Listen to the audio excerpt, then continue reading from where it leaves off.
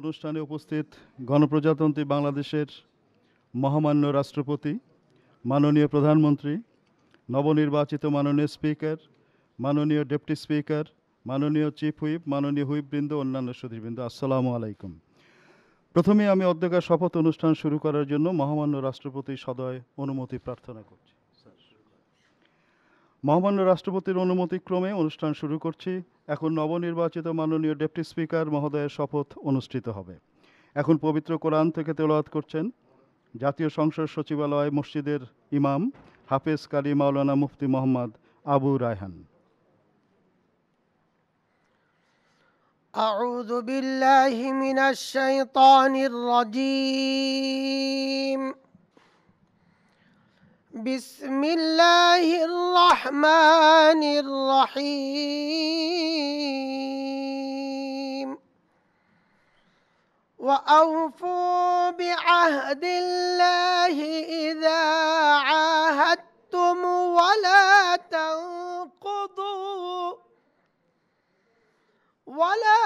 تنقضوا الأيمان بعد توكيدها وقد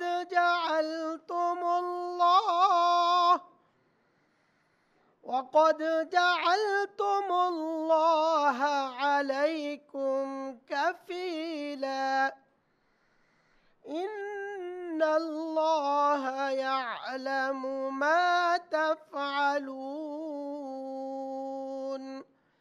صدق الله العظيم. সূরা আন-নাহল এর 91তম আয়াতে কারিমা তিলাওয়াত করা হলো, যার বাংলা অর্থ এইরূপ: যখন তোমরা আল্লাহর নামে কোনো অঙ্গীকার করো তখন তা পূর্ণ করো এবং এ শপথ পাকাপোক্ত করে নেয়ার পর তা ভঙ্গ করো না, কেননা এই শপথের জন্য তোমরা আল্লাহকে অভিভাবক বানিয়ে নিয়েছো। অবশ্যই আল্লাহ তাআলা জানেন তোমরা কি করো। বারাকাল্লাহু লানা ওয়া লাকুম ফিল কুরআনিল আযীম। আসসালামু আলাইকুম ওয়া রাহমাতুল্লাহ।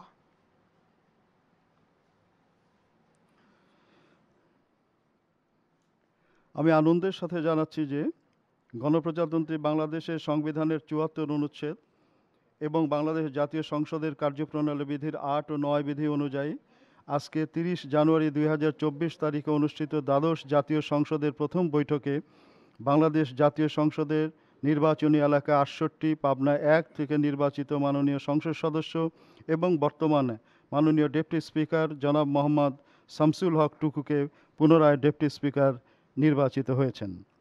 আমি এখন গণপ্রজাতন্ত্রী বাংলাদেশের সংবিধানের ১৪৮ অনুচ্ছেদ ও তৃতীয় তফসিলের অনুচ্ছেদ ৪ অনুযায়ী মহামান্য রাষ্ট্রপতিকে নবনির্বাচিত মাননীয় ডেপুটি স্পিকার জনাব মোহাম্মদ শামসুল হক টুকুকে শপথ পাঠ করানোর জন্য সবিনয় অনুরোধ করছি। স্যার।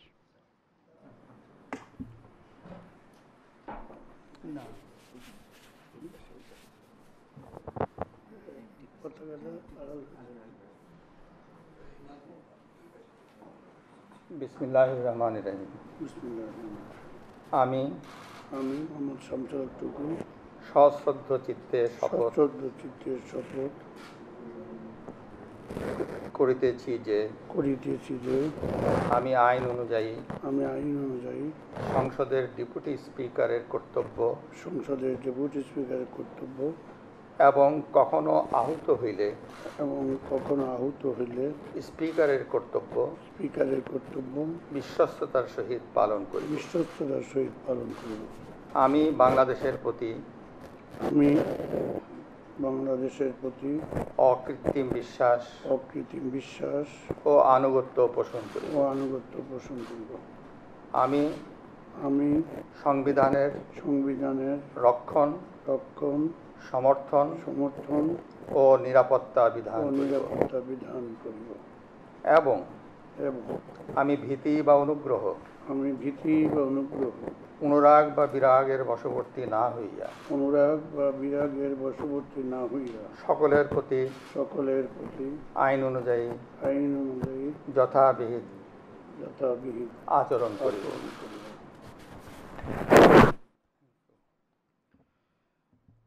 আমি এখন মাননীয় ডেপুটি স্পিকারকে শপথপত্রে স্বাক্ষর করার জন্য বিনীত অনুরোধ জানাচ্ছি।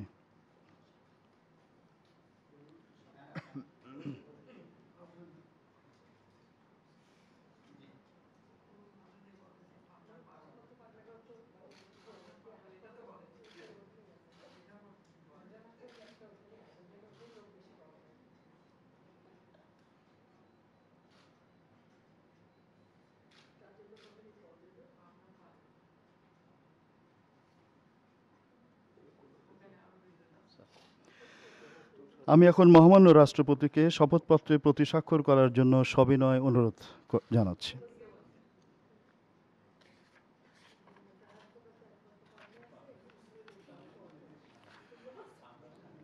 এখন আমি আজকের শপথ অনুষ্ঠানের সমাপ্তি ঘোষণার জন্য মহামান্য রাষ্ট্রপতির সদয় অনুমতি প্রার্থনা করছি। স্যার, মহামান্য রাষ্ট্রপতির সদয় অনুমতিক্রমে আমি এখন শপথ অনুষ্ঠানের সমাপ্তি ঘোষণা করছি। ধন্যবাদ। বাংলাদেশ চিরজীবী হোক। জয় বাংলা।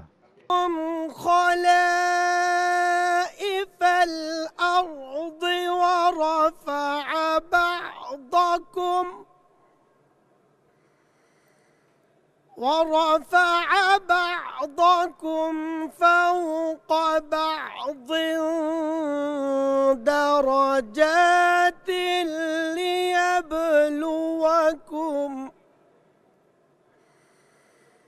ورفع بعضكم فوق بعض درجات ليبلوكم فيما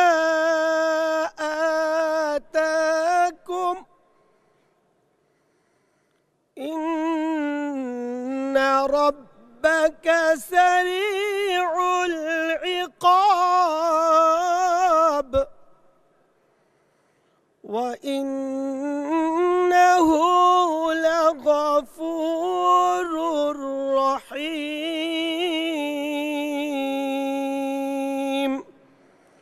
صدق الله العظيم।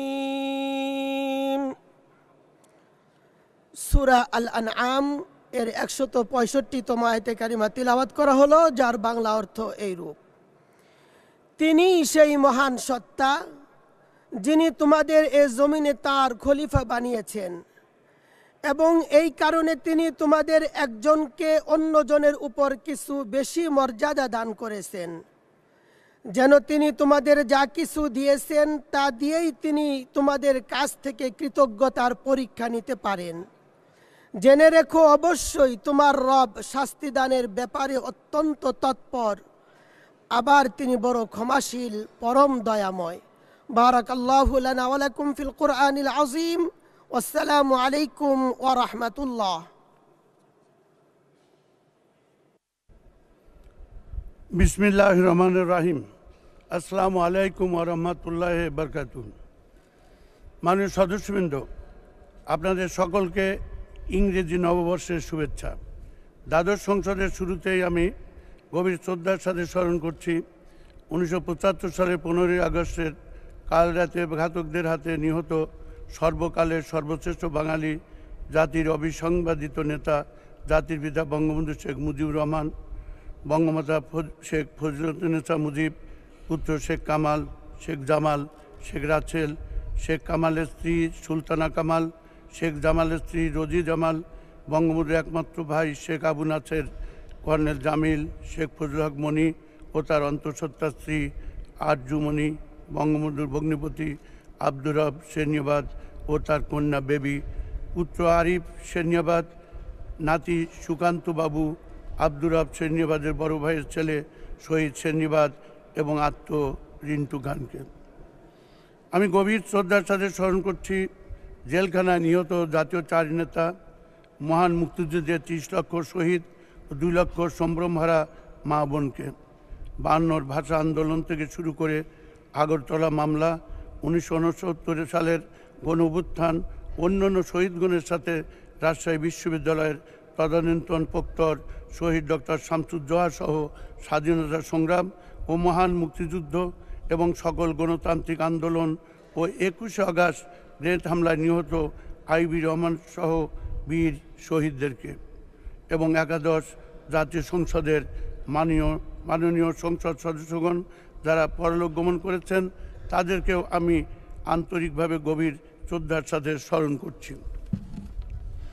মাননীয় সদস্যবৃন্দ, একাদশ জাতীয় সংসদের সফল সমাপ্তির পর দ্বাদশ জাতীয় সংসদের যাত্রার শুরুতে মহামান্য রাষ্ট্রপতি, মাননীয় প্রধানমন্ত্রী ও সংসদ নেতা, মাননীয় স্পিকার, সংসদ উপনেতা, চিফ হুইপ, হুইপবৃন্দ, বিরোধী দলের নেতা, উপনেতা সহ মন্ত্রিপরিষদের সকল সদস্য ও দ্বাদশ সংসদে নির্বাচিত সকল সংসদ সদস্যকে অভিনন্দন ও শুভেচ্ছা জানাচ্ছি। জনগণের প্রতিনিধি হিসাবে আপনাদের এই যাত্রা মসৃণ, সুন্দর ও সফল হোক। আপনাদের মাধ্যমে মহান জাতীয় সংসদে সমগ্র জাতির আশা-আকাঙ্ক্ষার প্রতিফলন ঘটুক, এই কামনা রইল। আমি অভিনন্দন ও কৃতজ্ঞতা জানাচ্ছি বাংলাদেশের জনগণকে, যারা গত 7 জানুয়ারি 2024 তারিখে একটি অবাধ, সুন্দর, সুষ্ঠু, শান্তিপূর্ণ, অংশগ্রহণমূলক নির্বাচনে তাদের ভোটাধিকার প্রয়োগের মাধ্যমে গণতান্ত্রিক অগ্রযাত্রাকে সুসংহত করেছেন। আমি বিশেষভাবে ধন্যবাদ ও কৃতজ্ঞতা জানাচ্ছি আমার নির্বাচনী এলাকা 68 পাবনা 1 এর সকল জনগণ ও ভোটার বৃন্দকে, যারা আমাকে নির্বাচিত করতে অক্লান্ত পরিশ্রম করেছেন। তাদের প্রতি আমার বিশেষ কৃতজ্ঞতা। মাননীয় সদস্যবৃন্দ, গণতন্ত্রের নির্বাচনের কোনো বিকল্প নাই। নানান প্রতিকূলতাকে উপেক্ষা করে দ্বাদশ জাতীয় সংসদ নির্বাচনে জনগণের অংশগ্রহণের মধ্য দিয়ে বাংলাদেশ আওয়ামী লীগ বিপুল সংখ্যাগরিষ্ঠতা অর্জন করেছে। একই সাথে নির্বাচনে জাতীয় পার্টি অন্যান্য প্রার্থীগণ উল্লেখযোগ্য সংখ্যক আসনে নির্বাচিত হয়ে এসেছেন। এবারে নির্বাচনে স্বতন্ত্র প্রার্থীদের বিজয়ে মহান সংসদকে আরও সরব ও প্রাণবন্ত করে তুলবে। সংসদে বিভিন্ন দলের অংশগ্রহণ গণতান্ত্রিক যাত্রাকে আরও বেগবান করবে। নির্বাচনে ভোটারদের স্বতঃস্ফূর্ত অংশগ্রহণ, অবাধ ও নিরপেক্ষ নির্বাচনী পরিবেশ দেখে দেশি ও বিদেশি পর্যবেক্ষকগণ সন্তোষ প্রকাশ করেছেন। জনগণের বিশাল ম্যান্ডেট নিয়ে টানা চতুর্থবার এবং পঞ্চমবারের মতো প্রধানমন্ত্রী নির্বাচিত হয় দেশরত্ন জননেত্রী শেখ হাসিনাকে ইতোমধ্যে জাতিসংঘ, ইউরোপিয়ান ইউনিয়ন ও কমনওয়েলথ সহ বিভিন্ন আন্তর্জাতিক সংস্থা, বিশ্বের উন্নত গণতন্ত্রমানা দেশ এবং আরব দেশগুলির পক্ষ থেকে অভিনন্দন জানানো সহ শান্তি, গণতন্ত্র ও টেকসই উন্নয়নে বর্তমান সরকারের সঙ্গে সহযোগী হিসাবে কাজ করার আগ্রহ প্রকাশ করেছেন। মাননীয় সদস্যবৃন্দ, আমাদের মহান মুক্তি সংগ্রাম, মুক্তিযুদ্ধের মূল লক্ষ্য ছিল একটি স্বাধীন, সার্বভৌম বাংলাদেশ প্রতিষ্ঠা করা। জাতির পিতা বঙ্গবন্ধু শেখ মুজিবুর রহমানের স্বাধীনতা ঘোষণা 30 লক্ষ শহীদের আত্মত্যাগের বিনিময়ে অর্জিত এবং জাতির দীর্ঘদিন আন্দোলন সংগ্রামের মধ্য দিয়ে আমাদের প্রাপ্ত স্বাধীন সার্বভৌম বাংলাদেশ স্বপ্নের সোনালী অধ্যায় অতিক্রম করছে। বাংলাদেশের উন্নয়ন আজ বিশ্ব সমাজে প্রশংসিত। খাদ্য নিরাপত্তা, শিক্ষা, স্বাস্থ্য, আইনের শাসন, দারিদ্র্য বিমোচন, নারীর উন্নয়ন ও ক্ষমতায়নে অর্জিত হয়েছে বিস্ময়কর সাফল্য। এর মাধ্যমে মুক্তিযুদ্ধের স্বপ্ন, সংবিধানের স্বীকৃত জনগণের মৌলিক চাহিদা, অন্ন, বস্ত্র, বাসস্থান, শিক্ষা ও চিকিৎসা প্রাপ্তি নিশ্চিত হয়েছে। মাননীয় সদস্যবৃন্দ, মাননীয় প্রধানমন্ত্রী জননেত্রী শেখ হাসিনার নেতৃত্ব জনকল্যাণমুখী ও সমন্বিত কর্মকাণ্ডের ভেতর দিয়ে একটি সমতা ও ন্যায়ভিত্তিক গণতান্ত্রিক দেশ নির্মাণের পথে জাতিকে এগিয়ে নিয়ে যাচ্ছেন। পারমাণবিক বিদ্যুৎ কেন্দ্র, পদ্মা সেতু, metro rail, elevated expressway, Dhaka বিমানবন্দরের 3য় টার্মিনাল, কক্সবাজার ও পদ্মা রেল সংযোগ প্রকল্প, বঙ্গবন্ধু শেখ মুজিবুর রহমান টানেল সহ বিভিন্ন মেগা প্রকল্প জনগণের জন্য খুলে দেওয়া হয়েছে। 2041 সালের মধ্যে উন্নত, সমৃদ্ধ, স্মার্ট বাংলাদেশ গড়ে তোলাই বর্তমান সরকারের লক্ষ্য। সম্ভাবনাময় বিশাল তরুণ সমাজই হবে এর মূল কারিগর। আজ থেকে শুরু হতে দেওয়া দ্বাদশ সংসদের মেয়াদকাল দেশের উন্নয়ন ইতিহাসে নূতন ধারা সৃষ্টি হবে। আমি দৃঢ়ভাবে বিশ্বাস করি দ্বাদশ জাতীয় সংসদ উন্নয়নের ধারাকে আরও এগিয়ে নেবে এবং বঙ্গবন্ধুর সোনার বাংলা বিনির্মাণে তরুণ সমাজকে ধূমপানমুক্ত, মাদকমুক্ত, সৃজনশীল ও প্রযুক্তি নির্ভর শিক্ষা এবং কার্যক্রম সুস্থ মানব সম্পদ হিসেবে গড়ে তোলার ক্ষেত্রে কার্যকর ভূমিকা পালন করবে। বিদায়ী ডেপুটি স্পিকার হিসাবে এই গভীর আশাবাদ ব্যক্ত করছি। মাননীয় সদস্যবৃন্দ, আইন প্রণয়ন হলো সংসদের মৌলিক ও প্রধান কাজ। বিগত 15 বছরে আওয়ামী লীগ সরকার জনগণের ও কল্যাণে 628টি আইন পাশ করেছে। আইন প্রণয়নের ক্ষেত্রে নির্বাচিত সংসদ সদস্যগণের গুরুত্বপূর্ণ পরিকল্পিত ভূমিকা রাখার সুযোগ রয়েছে। মাননীয় সদস্যবৃন্দ, আমি সংসদ সচিবালয়ের কর্মকর্তা কর্মচারীবৃন্দ, উপস্থিত সাংবাদিকবৃন্দ সহ সংসদ কার্যে নিয়োজিত সকলকে আন্তরিক কৃতজ্ঞতা ধন্যবাদ জানিয়ে দিনের কার্যসূচি অনুযায়ী আজকের অধিবেশনের কার্যক্রম শুরু করছি। মাননীয় সদস্যবৃন্দ, আজকের দিনের কার্যসূচিতে প্রথমেই রয়েছে স্পিকার নির্বাচন। জাতীয় সংসদের স্পিকার পদে নির্বাচনের জন্য আমি একটি মাত্র মনোনয়ন পেয়েছি। এই মনোনয়নপত্রে স্পিকার নির্বাচনের জন্য মাননীয় সদস্য শারমিন চৌধুরী 24 রংপুর 6-এর নাম প্রস্তাব করা হয়েছে। প্রস্তাবটি করেছেন মাননীয় সদস্য জনাব ওবায়দুল কাদের 272 নোয়াখালী 5, এবং এই প্রস্তাবটি সমর্থন করেছেন মাননীয় সদস্য জনাব নূর আলম চৌধুরী 218 মাদারীপুর 1। মাননীয় সদস্য শারমিন চৌধুরী জানিয়েছেন তিনি নির্বাচিত হলে জাতীয় সংসদের স্পিকার হিসেবে দায়িত্ব পালন করতে সম্মত রয়েছেন। আমি প্রস্তাবটি উত্থাপনের জন্য মাননীয় সদস্য জনাব ওবায়দুল কাদের 272 নোয়াখালী 5-কে আহ্বান জানাচ্ছি। মাননীয় সদস্য, আপনাকে ধন্যবাদ। বিসমিল্লাহির রহমানির রহিম। মাননীয় স্পিকার, আমি ওবায়দুল কাদের, সংসদ সদস্য 272 নোয়াখালী 5, এতদ্বারা নোটিশ দিয়েছি যে নিম্নলিখিত প্রস্তাবটি আমি সংসদে উত্থাপন করতে চাই। এই সংসদ নির্বাচনী এলাকা নম্বর 24 রংপুর 6 হতে নির্বাচিত সংসদ সদস্য বেগম শারমিন চৌধুরীকে বাংলাদেশ জাতীয় সংসদের স্পিকার পদে নির্বাচন করিতেছে। মাননীয় স্পিকার, আপনাকে ধন্যবাদ। ধন্যবাদ মাননীয় সদস্য। আমি এখন প্রস্তাবটি সমর্থনের জন্য মাননীয় সদস্য জনাব নূর আলম চৌধুরী 218 মাদারীপুর 1-কে আহ্বান জানাচ্ছি। ধন্যবাদ মাননীয় স্পিকার। এত দ্বারা আমি নূর আলম চৌধুরী, সংসদ সদস্য 218 মাদারীপুর 1, চিফ হুইপ বাংলাদেশ জাতীয় সংসদ, জনাব ওবায়দুল কাদের, সংসদ সদস্য 272 নোয়াখালী 5-এর উপযুক্ত প্রস্তাবটি সমর্থন করিতেছি। ধন্যবাদ মাননীয় স্পিকার। ধন্যবাদ মাননীয় সদস্য। মাননীয় সদস্যবৃন্দ, স্পিকার পদে নির্বাচনের মাত্র একটি মনোনয়নপত্র পাওয়া গেছে।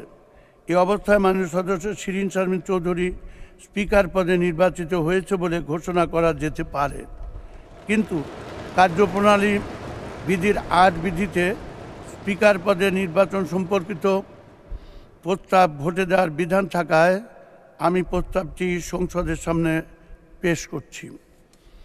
সংসদের সামনে প্রশ্ন হচ্ছে, নির্বাচনী এলাকা 24 রংপুর 6 থেকে নির্বাচিত মাননীয় সদস্য শারমিন চৌধুরীকে বাংলাদেশ জাতীয় সংসদের স্পিকার পদে নির্বাচিত করা হোক। যারা এই প্রস্তাবের পক্ষে আছেন তারা হা বলুন, যারা এই প্রস্তাবের বিপক্ষে আছেন তারা না বলুন। হা জয়যুক্ত হয়েছে, হা জয়যুক্ত হয়েছে, হা জয়যুক্ত হয়েছে। অতএব মাননীয় সদস্য শারমিন চৌধুরী 24 রংপুর 6 সর্বসম্মতিক্রমে ও বিনা প্রতিদ্বন্দ্বিতায় বাংলাদেশ জাতীয় সংসদের স্পিকার নির্বাচিত হলেন। আজকের শপথ অনুষ্ঠানে উপস্থিত গণপ্রজাতন্ত্রী বাংলাদেশের মহামান্য রাষ্ট্রপতি, মাননীয় প্রধানমন্ত্রী, নবনির্বাচিত মাননীয় স্পিকার, মাননীয় চিফ হুইপ, মাননীয় ডেপুটি স্পিকার, মাননীয় হুইপবৃন্দ ও অন্যান্য সুধীবৃন্দ, আসসালামু আলাইকুম। প্রথমেই আমি আজকে শপথ অনুষ্ঠান শুরু করার জন্য মহামান্য রাষ্ট্রপতি সদয় অনুমতি প্রার্থনা করছি। স্যার, মহামান্য রাষ্ট্রপতি সদয় অনুমতিক্রমে অনুষ্ঠান শুরু করছি। এখন নবনির্বাচিত মাননীয় স্পিকার মহোদয়ের শপথ অনুষ্ঠিত হবে। এখন পবিত্র কোরআন থেকে তেলাওয়াত করছেন জাতীয় সংসদ সচিবালয় মসজিদের ইমাম হাফেজ কারি মাওলানা মুফতি মোহাম্মদ আবু রায়হান।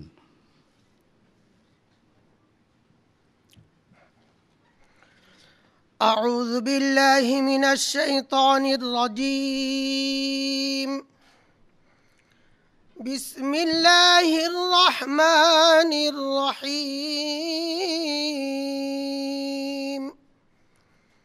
وأوفوا بعهد الله إذا عاهدتم ولا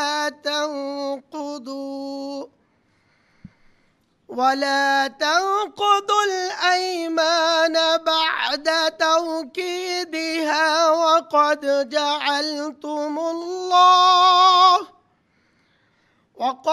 جعلتم الله عليكم كفيلا إن الله يعلم ما تفعلون صدق الله العظيم. সূরা আন-নাহল এর 91তম আয়াতে কারিমা তিলাওয়াত করা হলো, যার বাংলা অর্থ এইরূপ: যখন তোমরা আল্লাহর নামে কোনো অঙ্গীকার করো তখন তা পূর্ণ করো এবং এ শপথ পাকাপুক্ত করে নেয়ার পর তা ভঙ্গ করো না, কেননা এ শপথের জন্য তোমরা আল্লাহকে অভিভাবক বানিয়ে নিয়েছো। অবশ্যই আল্লাহ তাআলা জানেন তোমরা কি করো। বারাকাল্লাহু লানা ওয়া লাকুম ফিল কুরআনিল আযীম। আসসালামু আলাইকুম ওয়া রাহমাতুল্লাহ।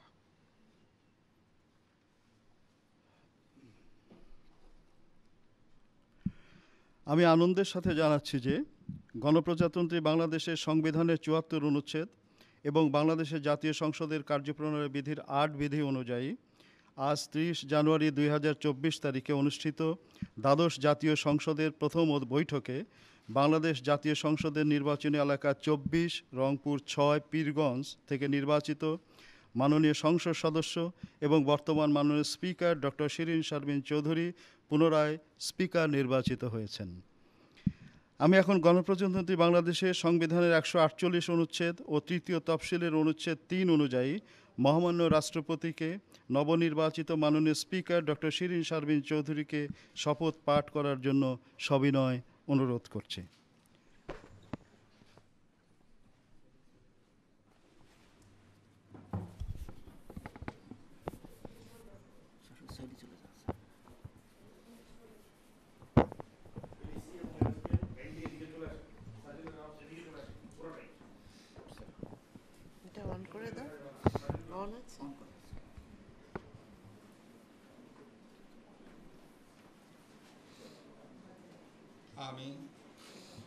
আমি শিরীন শারমিন চৌধুরী সশ্রদ্ধ চিত্তে শপথ করিতেছি যে আমি আইন অনুযায়ী সংসদের স্পিকারের কর্তব্য এবং কখনো আহত হইলে রাষ্ট্রপতির কর্তব্য বিশ্বস্ততার সহিত পালন করিব। আমি বাংলাদেশের প্রতি অকৃত্রিম বিশ্বাস ও আনুগত্য পোষণ করিব। আমি সংবিধানের রক্ষণ সমর্থন ও নিরাপত্তা বিধান করিব এবং আমি ভীতি বা অনুগ্রহ অনুরাগ বা বিরাগের বশবর্তী না হইয়া সকলের প্রতি আইন অনুযায়ী যথাবিহিত আচরণ করিব।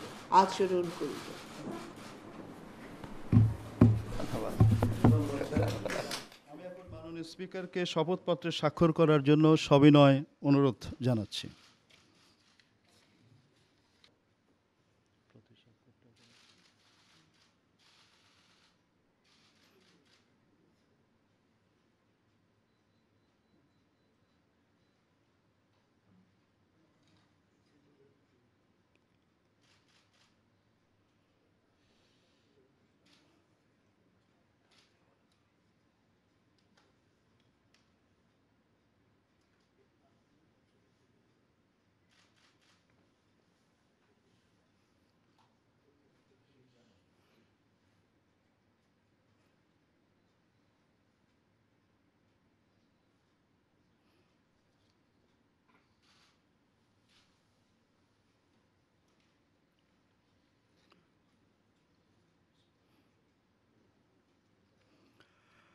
আমি এখন মহামান্য রাষ্ট্রপতিকে শপথপত্রে প্রতিস্বাক্ষর করার জন্য সবিনয় অনুরোধ জানাচ্ছি।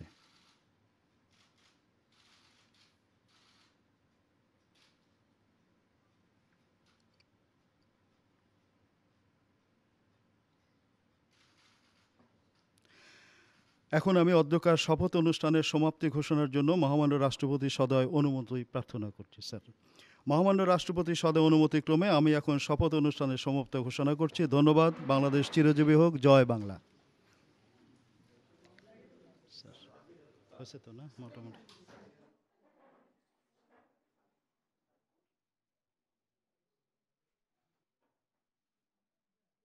সম্মানিত সদস্যবৃন্দ, মাননীয় স্পিকার,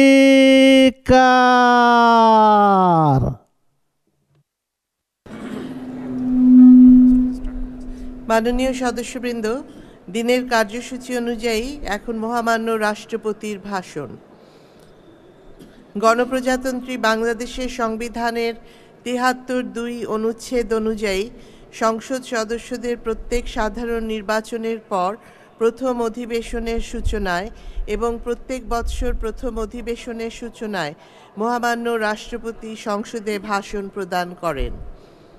মাননীয় সদস্যবৃন্দ, কিছুক্ষণের মধ্যে গণপ্রজাতন্ত্রী বাংলাদেশের মহামান্য রাষ্ট্রপতি জনাব মোহাম্মদ শাহাবুদ্দিন দ্বাদশ জাতীয় সংসদের প্রথম অধিবেশনে সূচনায় ভাষণ প্রদানের জন্য সংসদ কক্ষে আগমন করবেন। মহামান্য রাষ্ট্রপতি। মাননীয় সদস্যবৃন্দ, আমি এখন মহামান্য রাষ্ট্রপতি জনাব মোহাম্মদ শাহাবুদ্দিনকে তার মূল্যবান ভাষণ প্রদানের জন্য বিনীত অনুরোধ জানাচ্ছি। বিসমিল্লাহির রহমানির রহিম। জনাব স্পিকার, আসসালামু আলাইকুম। জাতির ইতিহাসের এক গুরুত্বপূর্ণ সন্ধিক্ষণে দ্বাদশ জাতীয় সংসদের প্রথম অধিবেশনে ভাষণ দেওয়ার সুযোগ পাওয়ায় আমি পরম করুণাময় আল্লাহর নিকট শুকরিয়া আদায় করছি। গণপ্রজাতন্ত্রী বাংলাদেশের ২২তম রাষ্ট্রপতি হিসাবে মহান জাতীয় সংসদে এটি আমার প্রথম ভাষণ। ইংরাজি নববর্ষ এবং দ্বাদশ জাতীয় সংসদের প্রথম অধিবেশনের সূচনা লগ্নে মাননীয় স্পিকার, আপনাকে এবং নবগঠিত সরকারের মাননীয় প্রধানমন্ত্রী শেখ হাসিনাকে ধারাবাহিকভাবে চতুর্থসহ পঞ্চমবারের মতো বাংলাদেশের প্রধানমন্ত্রীর দায়িত্ব গ্রহণ করায় আন্তরিক শুভেচ্ছা ও অভিনন্দন জ্ঞাপন করছি।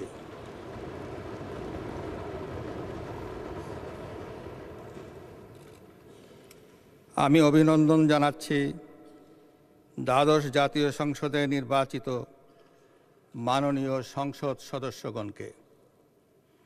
প্রিয় দেশবাসীর প্রতিও রইল আমার শুভেচ্ছা ও শুভকামনা। গণপ্রজাতন্ত্রী বাংলাদেশের রাষ্ট্রপতি হিসাবে আমাকে নির্বাচিত করায় এবং গণতন্ত্রের ধারাবাহিকতা রক্ষায় অবদান রাখায় মাননীয় প্রধানমন্ত্রী এবং মাননীয় সংসদ সদস্যগণকে জানাই আন্তরিক ধন্যবাদ। জনাব স্পিকার, গণপ্রজাতন্ত্রী বাংলাদেশের সংবিধান সমুন্নত এবং সংসদীয় গণতন্ত্রের ধারা অব্যাহত রেখে বিভিন্ন ধরনের দেশি ও বিদেশি ষড়যন্ত্র নস্যাৎ করে একটি অবাধ, সুষ্ঠু ও নিরপেক্ষ জাতীয় সংসদ নির্বাচন অনুষ্ঠান সম্পন্ন করার জন্য আমি নির্বাচন কমিশন, জনপ্রশাসন, দেশপ্রেমিক সশস্ত্র বাহিনী, আইন শৃঙ্খলা রক্ষার দায়িত্বে নিয়োজিত বিভিন্ন বাহিনী এবং গণমাধ্যমকে এ বিরাট কর্মযজ্ঞের সহায়তা দেওয়ার জন্য জানাই আন্তরিক ধন্যবাদ। স্বতঃস্ফূর্তভাবে ভোটাধিকার প্রয়োগের জন্য সকল ভোটার, বিশেষত নবীন ও মহিলা ভোটারদের জানাই উষ্ণ অভিনন্দন। নির্বাচন কমিশন কর্তৃক সফলভাবে নির্বাচন পরিচালনার মাধ্যমে দেশে গণতান্ত্রিক শক্তি আরও সুদৃঢ় হয়েছে। নির্বাচনে জয় পরাজয় থাকবেই। জনগণের রায় মেনে নিয়ে গণতন্ত্রের ধারা অব্যাহত রাখাই সবচেয়ে গুরুত্বপূর্ণ। দেশের গণতন্ত্রের জন্য দ্বাদশ জাতীয় সংসদ নির্বাচন অবাধ, সুষ্ঠু ও নিরপেক্ষভাবে আয়োজন অত্যন্ত যুগান্তকারী ঘটনা, যা জাতীয় ও আন্তর্জাতিক অঙ্গনে ব্যাপকভাবে প্রশংসিত হয়েছে। আমার দৃঢ় বিশ্বাস, দ্বাদশ জাতীয় সংসদ নির্বাচনে জয় হয়েছে দেশের জনগণের, জয় হয়েছে গণতন্ত্রের।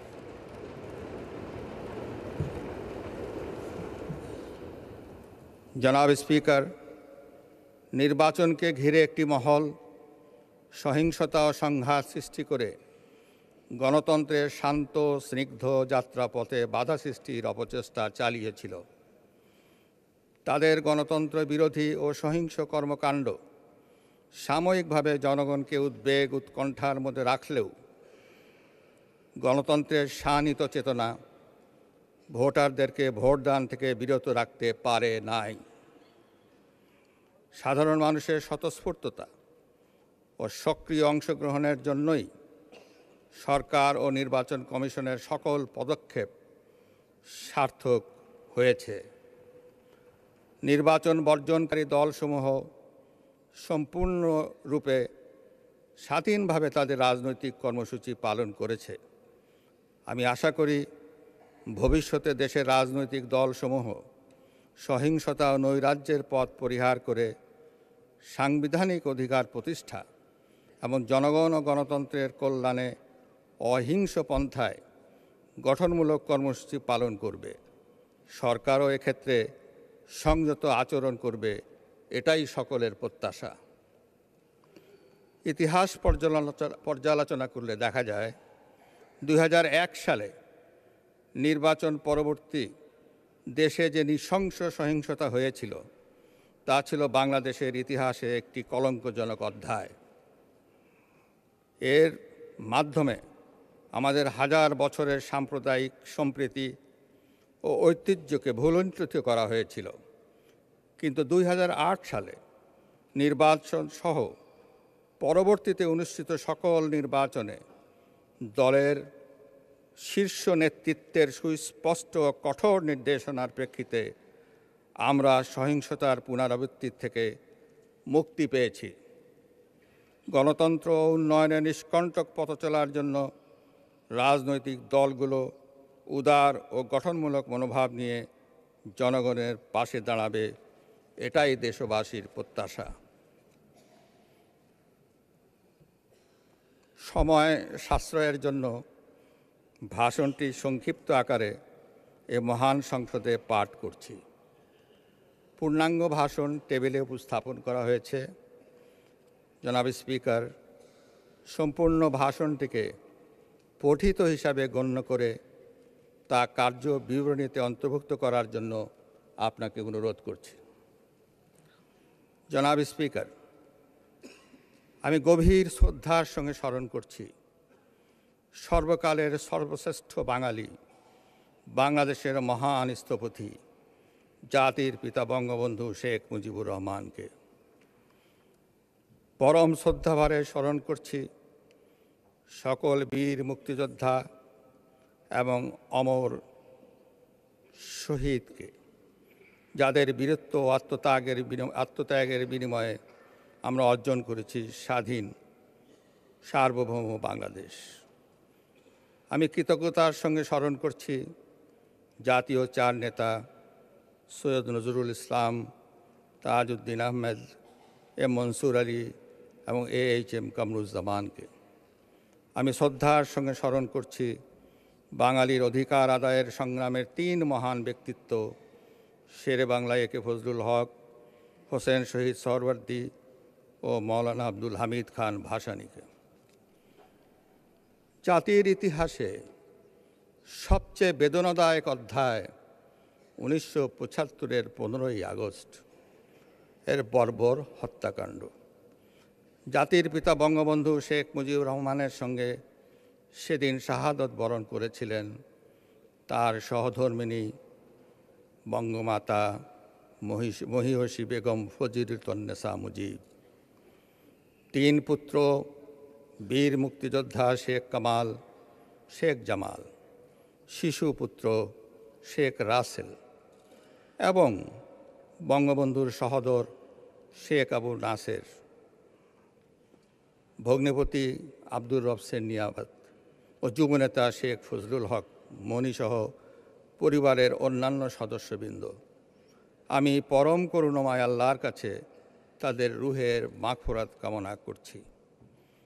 এই হত্যাকাণ্ড 75-এর 15ই আগস্ট, যে হত্যাকাণ্ড চরম violation of the human rights, এটা unprecedented in the world. The violation of the human রাইটসের একটা অনন্য উদাহরণ, যা এখনও এন্ডোর্স করা হয় নাই। আমি দুঃখ প্রকাশ করছি এজন্য। জনাব স্পিকার, সর্বকালের শ্রেষ্ঠ বাঙালি জাতির পিতা বঙ্গবন্ধু শেখ মুজিবুর রহমানের নেতৃত্বে 1971 সালের সশস্ত্র মুক্তিযুদ্ধের মাধ্যমে অর্জিত হয় স্বাধীন বাংলাদেশ। স্বাধীনতা অর্জনের পর বঙ্গবন্ধু যখন যুদ্ধবিধ্বস্ত দেশকে তার স্বপ্নের সোনার বাংলা রূপান্তরের কাজে আত্মনিয়োগ করেন, তখনই একটি কুচক্রী মহল 1975 সালের 15ই আগস্ট তাকে সপরিবারে নৃশংসভাবে হত্যা করে সদ্য স্বাধীন বাংলাদেশের উন্নয়ন ও প্রগতির পথ রুদ্ধ করে দিয়েছিল। তবে গত 1.5 দশকে আর্থসামাজিক ক্ষেত্রে ধারাবাহিক উন্নয়নের কারণে বাংলাদেশ বিশ্বের রোল মডেলে পরিণত হয়েছে। এ সময় আমরা দারিদ্র্যের হার 41.1 থেকে 18.7 ভাগে হ্রাস করতে সক্ষম হয়েছি। বেকারত্বের হার 2010 সালে ছিল 4.10%, যা কমে বর্তমানে দাঁড়িয়েছে 3.2%। আমাদের সাক্ষরতার হার ছিল মাত্র 45 ভাগ, যা আজ 76.8 ভাগে উন্নীত হয়েছে। আয়ুষ্কাল মাত্র 59 বছর থেকে প্রায় 73 বছরে উন্নীত হয়েছে। মাতৃমৃত্যু উল্লেখযোগ্য হারে হ্রাস পেয়েছে। শিশু মৃত্যু হার হ্রাসে সাফল্যের কারণে বাংলাদেশ পেয়েছে এমডিজি পুরস্কার। চিকিৎসা সেবা আজ জনগণের দোরগোড়ায় পৌঁছে গেছে। জনাব স্পিকার, করোনা অতিমারি এবং রাশিয়া ইউক্রেন যুদ্ধের প্রভাব সত্ত্বেও গত প্রায় 1.5 দশক যাবৎ জিডিপির গড় প্রবৃদ্ধি প্রায় 6.7% অধিক। এ সময় বাংলাদেশের মানুষের মাথাপিছু আয় 5 গুণ বৃদ্ধি পেয়ে 2,793 মার্কিন ডলার এবং জাতীয় বাজেটের আকার 9 গুণের অধিক বৃদ্ধি পেয়ে দাঁড়িয়েছে 7,61,785 কোটি টাকা। গত 1.5 দশকে বাংলাদেশের বার্ষিক রপ্তানি আয় প্রায় 4 গুণ বৃদ্ধি পেয়ে বর্তমানে 55.56 বিলিয়ন ডলারে দাঁড়িয়েছে। সামাজিক নিরাপত্তা কর্মসূচি বরাদ্দ ধারাবাহিকভাবে বৃদ্ধি করে বর্তমান অর্থবছরে 1,26,272 কোটি টাকায় উন্নীত করা হয়েছে, যার মোট উপকারভোগীর সংখ্যা প্রায় 10,61 লক্ষ। এর মধ্যে বর্তমান বয়স্ক ভাতাভোগীর সংখ্যা প্রায় 58 লক্ষ, বিধবা ও স্বামী নিগৃহীতা মহিলা ভাতাভোগীর সংখ্যা প্রায় 26 লক্ষ, প্রতিবন্ধী ভাতাভোগীর সংখ্যা প্রায় 29 লক্ষ, বীর মুক্তিযোদ্ধা উপকারভোগীর সংখ্যা 2,40,000 এরও অধিক ও প্রাথমিক শিক্ষার জন্য উপবৃত্তির উপকারভোগীর সংখ্যা প্রায় 1,12,00,000 জন। অন্তর্ভুক্তিমূলক উন্নয়নের লক্ষ্যে গত বছর বাংলাদেশে প্রথমবারের মতো সরকারি চাকরিজীবী ব্যতীত 18 বছরের ঊর্ধ্বে দেশের সকল নাগরিকের জন্য সার্বজনীন পেনশন স্কিম চালু করা হয়েছে। জনাব স্পিকার, কৃষি জমির পরিমাণ ক্রমান্বয়ে হ্রাস পাওয়া সত্ত্বেও সরকারের বিভিন্ন কৃষিবান্ধব নীতির কারণে উৎপাদনশীলতা বৃদ্ধি পাওয়ায় খাদ্য উৎপাদনে আজ আমরা স্বয়ংসম্পূর্ণ। ধান, ভুট্টা, আলু, সবজি, সরিষা সহ বিভিন্ন ফসলের উৎপাদন বৃদ্ধি পেয়ে দেশে বর্তমান বার্ষিক খাদ্যশস্য উৎপাদন 492 লক্ষ মেট্রিক টন। এর ফলে বৈশ্বিক সংকটের মধ্যেও দেশে খাদ্য নিরাপত্তা অব্যাহত রয়েছে। বর্তমানে বিশ্বে বাংলাদেশ ধান, সবজি ও স্বাদু পানির মাছ উৎপাদনে তৃতীয়, পাট উৎপাদনে দ্বিতীয় এবং ইলিশ আহরণে প্রথম স্থানে রয়েছে।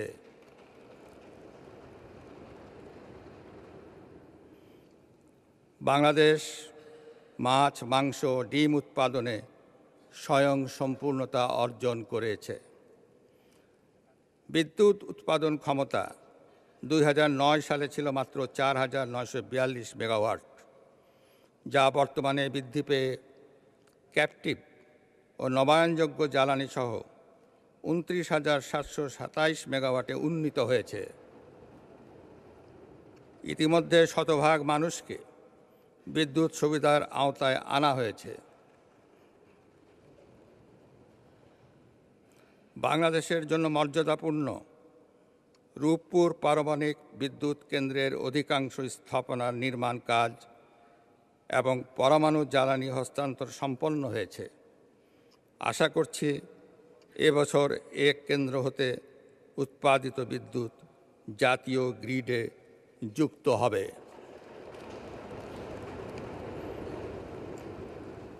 জনাব স্পিকার, গত 1.5 দশকে যোগাযোগ খাতে বৈপ্লবিক উন্নয়ন হয়েছে।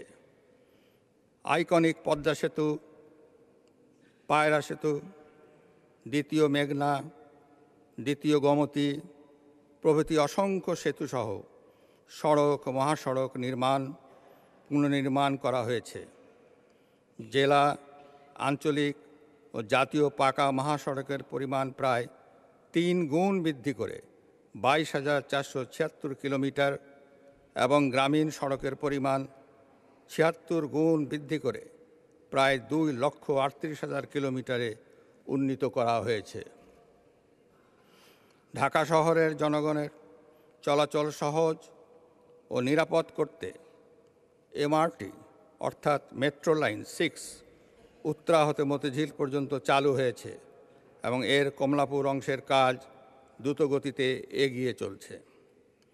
দক্ষিণ এশিয়ার প্রথম নদীর তলদেশে বঙ্গবন্ধু শেখ মুজিবুর রহমান টানেল এবং ঢাকা এলিভেটেড এক্সপ্রেসওয়ে হজরত শাহজালাল আন্তর্জাতিক বিমানবন্দর থেকে ফার্ম গেট পর্যন্ত অংশ যান চলাচলের জন্য উন্মুক্ত করা হয়েছে। মাননীয় প্রধানমন্ত্রী 2023 সালের অক্টোবর মাসে হজরত শাহজালাল আন্তর্জাতিক বিমানবন্দরের 3য় টার্মিনালের সফট ওপেনিং করেছেন।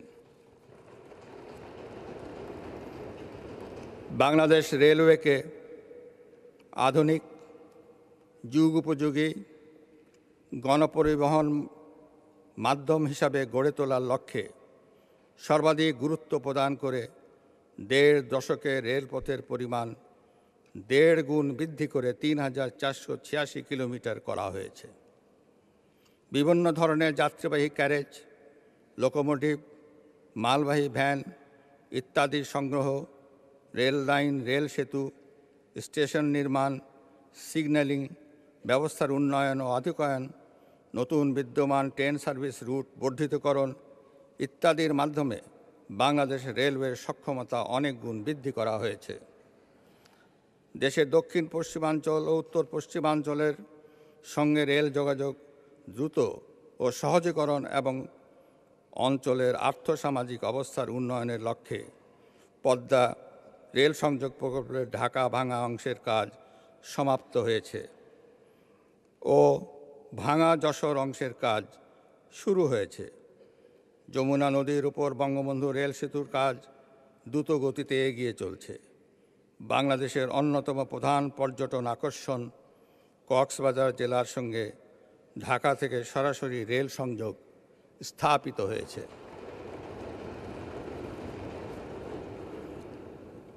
জনাব স্পিকার, জেন্ডার সমতা এবং নারীর রাজনৈতিক ক্ষমতায়নে বাংলাদেশ দক্ষিণ এশিয়ায় শীর্ষে।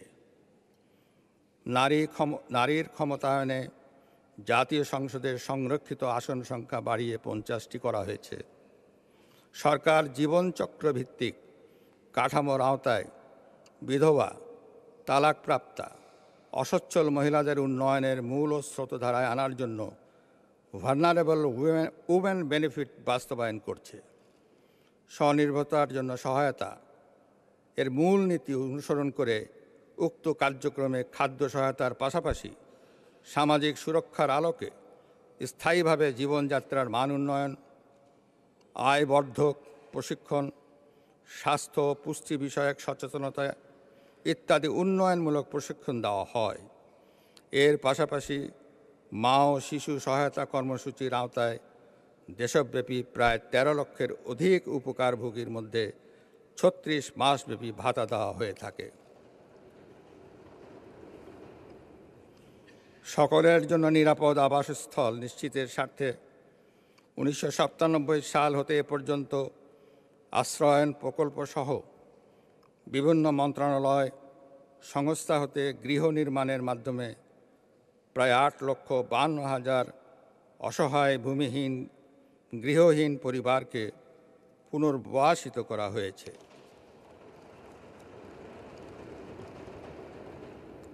অসচ্ছল বীর মুক্তিযোদ্ধাদের আবাসন সমস্যা নিরসনের লক্ষ্যে নির্মাণাধীন 30,000 বীর নিবাসের মধ্যে প্রায় 11,000টির নির্মাণ কাজ ইতিমধ্যে সমাপ্ত হয়েছে। শ্রমজীবী মানুষের শ্রমের যথাযথ মূল্য প্রাপ্তি নিশ্চিতের স্বার্থে সরকার একাধিকবার 43টি শিল্প সেক্টরের ন্যূনতম মজুরির হার পুনর্নির্ধারণ করে দিয়েছে এবং আরও 13টি নতুন শিল্প সেক্টরের ন্যূনতম মজুরি নির্ধারণের পদক্ষেপ গ্রহণ করেছে। বাংলাদেশের সকল ধরনের শিশু শ্রম থেকে মুক্ত করার জন্য 43টি কাজকে ঝুঁকিপূর্ণ হিসাবে চিহ্নিত করে গেজেট আকারে প্রকাশ করা হয়েছে। এর পরিপ্রেক্ষিতে শিশুদের শ্রমিক নিযুক্ত করা হলে সংশ্লিষ্ট শিল্প মালিকদের বিরুদ্ধে আইনানুগ ব্যবস্থা গ্রহণ করা হচ্ছে। জনাব স্পিকার, বিভিন্ন আন্তর্জাতিক ফোরামে বাংলাদেশ গুরুত্বপূর্ণ ভূমিকা পালন করে যাচ্ছে। জাতিসংঘ সহ প্রায় 25টির অধিক বিভিন্ন আন্তর্জাতিক সংস্থা এবং সংগঠনে বাংলাদেশ সক্রিয় সদস্য। প্রতিবেশীদের সঙ্গে শান্তিপূর্ণ সহাবস্থানের উজ্জ্বল দৃষ্টান্ত স্থাপন করেছি আমরা। পরিবেশ সুরক্ষার ক্ষেত্রে বিশ্বে বাংলাদেশের অবস্থান ও ভূমিকা অত্যন্ত ইতিবাচক। পরিবেশ ও জীবন বৈচিত্র্য সংরক্ষণ ও উন্নয়নকে রাষ্ট্র পরিচালনার মূল নীতিতে অন্তর্ভুক্ত করে বাংলাদেশের সংবিধানে 18 ক অনুচ্ছেদ সংশোধন করা হয়েছে।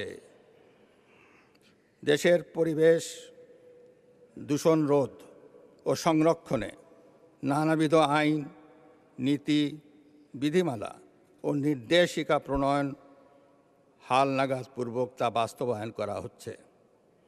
ভবিষ্যতের প্রজন্মকে জলবায়ু পরিবর্তনের প্রভাব থেকে সুরক্ষার লক্ষ্যে মুজিব ক্লাইমেট প্রসপারিটি প্ল্যান 2022-2041 প্রণয়ন করা হয়েছে।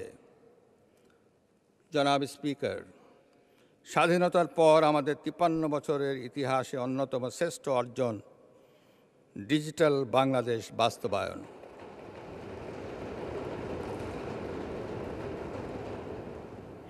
এর সুফল ভোগ করেছে দেশের 17 কোটি জনগণ। বর্তমানে দেশে মোবাইল গ্রাহক সংখ্যা প্রায় 19.08 কোটি এবং ইন্টারনেট গ্রাহক সংখ্যা প্রায় 13.14 কোটিতে উন্নীত হয়েছে।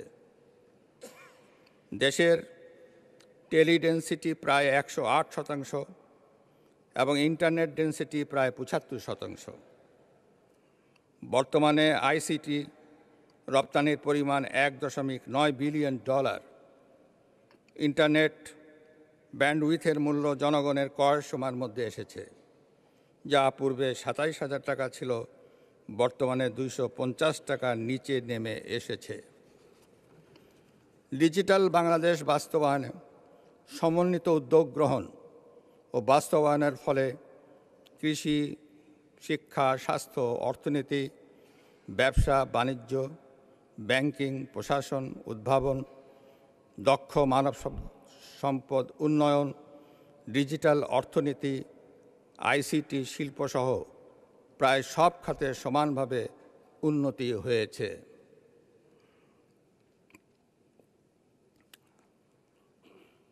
বিগত বছর তথ্য ও যোগাযোগ প্রযুক্তির খাতে নানা উদ্যোগ বাস্তবায়নে সাফল্যের স্বীকৃতিস্বরূপ বাংলাদেশ ভূষিত হয়েছে অসংখ্য আন্তর্জাতিক পুরস্কারে। জনাব স্পিকার, জাতির পিতা বঙ্গবন্ধু শেখ মুজিবুর রহমানের স্বপ্নের সোনার বাংলা বিনির্মাণে তার সুযোগ্য কন্যা মাননীয় প্রধানমন্ত্রী শেখ হাসিনার দৃঢ়, বলিষ্ঠ ও দূরদর্শী নেতৃত্বের কারণে গত 1.5 দশকে আর্থসামাজিক খাতসহ সকল খাতে অভূতপূর্ব এ উন্নয়ন হয়েছে।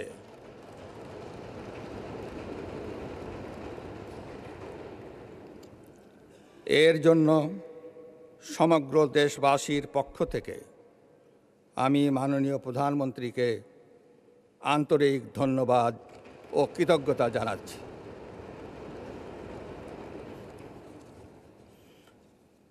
জনাব স্পিকার, সরকারের সম্মিলিত প্রচেষ্টায় আমাদের অর্জন সম্ভব হয়েছে। তবে উন্নয়নের মূল ভিত্তি রাজনৈতিক স্থিতিশীলতা এবং গণতন্ত্রের অব্যাহত চর্চা। গণতন্ত্রের স্বাভাবিক গতিপথ রুদ্ধ হলে উন্নয়নও বাধাগ্রস্ত হয়। গত 1.5 দশকে দেশে রাজনৈতিক স্থিতিশীলতা এবং ধারাবাহিক গণতান্ত্রিক শাসন ব্যবস্থা বজায় রাখার কারণে দেশে উন্নয়ন সম্ভব হয়েছে। উন্নয়ন স্থায়ী ও টেকসই করতে হলে গণতন্ত্রকে প্রাতিষ্ঠানিকভাবে মজবুত, তৃণমূল পর্যায়ে গণতন্ত্রের চর্চা ছড়িয়ে দিতে হবে। উন্নয়নের এই গতিধারা অব্যাহত রাখতে রাজনৈতিক স্থিতিশীলতা বজায় রাখতে হবে।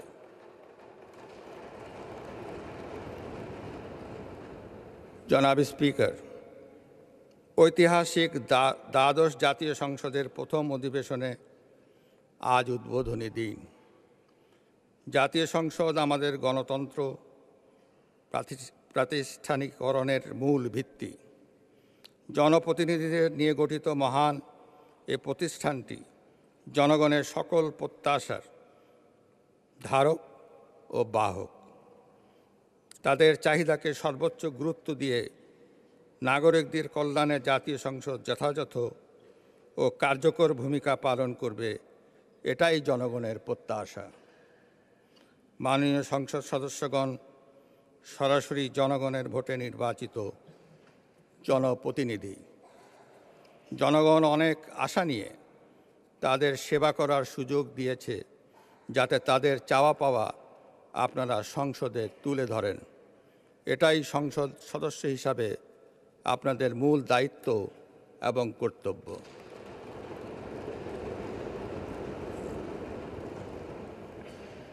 জনাব স্পিকার, জাতীয় সংসদে অনেক সংসদ সদস্য প্রথমবারের মতো নির্বাচিত হয়েছেন। এর মধ্যে অনেক বয়সে নবীন।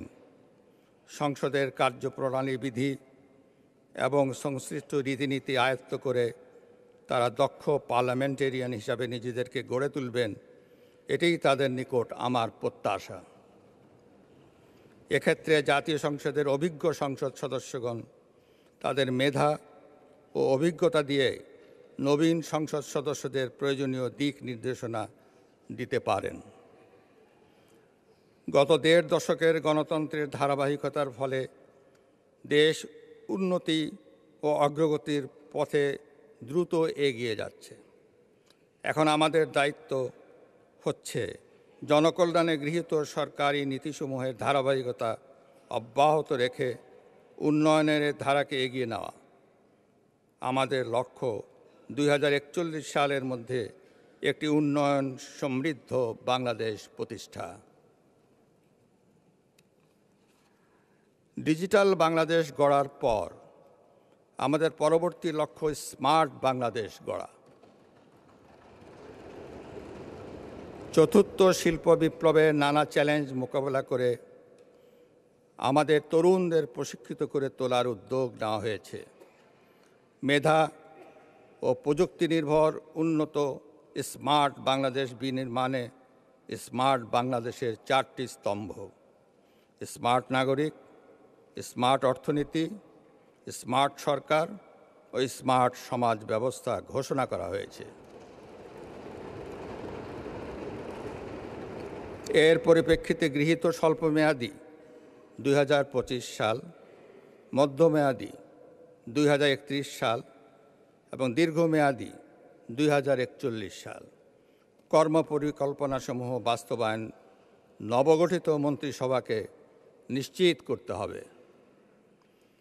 সমাজের সকল নাগরিকের আশা আকাঙ্ক্ষা, বিভিন্ন গোষ্ঠী, দল ও সংগঠনের চাওয়া পাওয়া গণতান্ত্রিক পদ্ধতিতে সমন্বয় সাধন করতে হয় জাতীয় সংসদকে।